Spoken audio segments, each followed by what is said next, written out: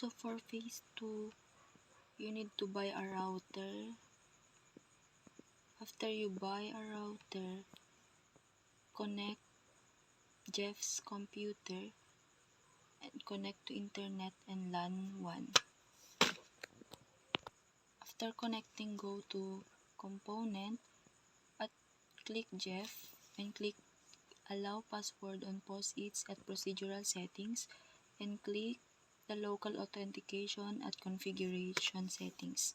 Go to zone, click the web, click zone selection center office, and at zone access list, click Jeff only. At default procedural settings, click allow passwords on POSIX and for default configuration settings, click local authentications. At physical security, click the guard at door and click scan visitors. First, at the first phase, you need to buy a desk, buy a computer at workstations, and go to the network, connect the computer to LAN 1.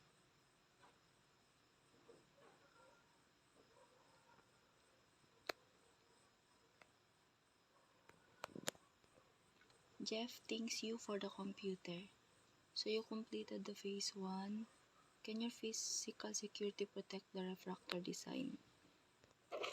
Jeff has made a great progress on the refractor design. See objectives for new assignments. So proceed now to phase 2.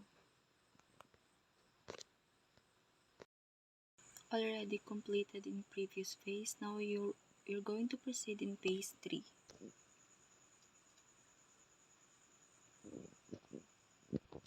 Mary needs to access the web. Same lang kay Jeff. Bili ka ng computer. Bili ka ng desk. Go to network. Connect the computer to internet and LAN 1. Proceed to network. Proceed to component. Kung anong binili mo kay Jeff, yun yung bibilhin mo kay Mary. By a lock or log off if unattended sa procedural settings. Go to configuration settings, click local authentications, go to zone, select enter office, buy guard at door at physical security, and click Mary sa zone access list.